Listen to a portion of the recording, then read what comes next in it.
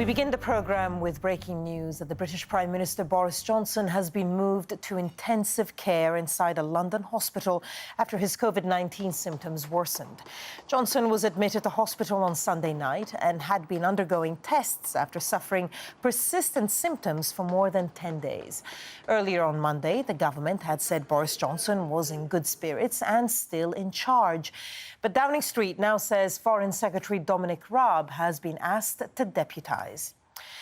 Nadeem Baba joins me now live from London via Skype. And Nadeem, I think it was only a few days ago, I think Thursday evening, when we saw some images of the Prime Minister. He stepped outside briefly to applaud workers of the National Health System. That was Thursday. It's now Monday, and it seems an incredibly quick deterioration. What else do we know? That's right, Barbara. When he did appear in Downing Street on Thursday evening for that applause for health and care workers, he didn't look a well man at all. Lots of people commented on that. But it's not a surprising development for somebody who has coronavirus, who has COVID-19, as he did, and went into isolation over 10 days ago. For things to change fairly quickly, I mean, in terms of a number of days, that's not a surprising development that he was admitted to St Thomas's Hospital on the south bank of the River Thames on Sunday evening local time.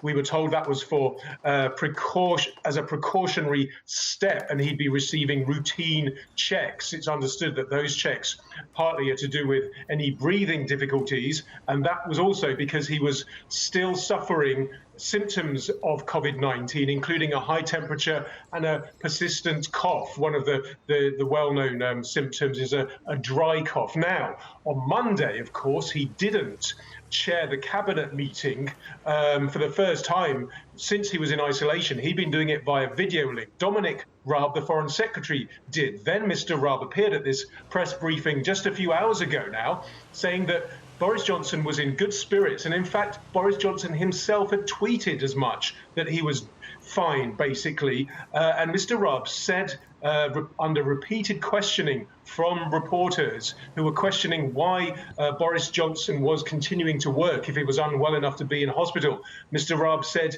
he continues to take advice from his doctors, but that he continues to run things, he continues to head the government and to receive regular updates. Well, now this surprise news that at about 7 p.m. local time, just a couple of hours ago, from 10 Downing Street themselves, saying that he was moved to the intensive care unit in that hospital in case he needed a ventilator. Now, the local press are also reporting a bit more detail, saying that, in fact, in the course of the afternoon, he started to experience breathing difficulties and had to be administered oxygen. That doesn't mean he was using a ventilator, but it does mean that it had become more serious. That much is clear, Barbara. And obviously there's a lot that we don't know right now, Nadeem, but from what we do understand, it doesn't seem that he's been intubated quite yet.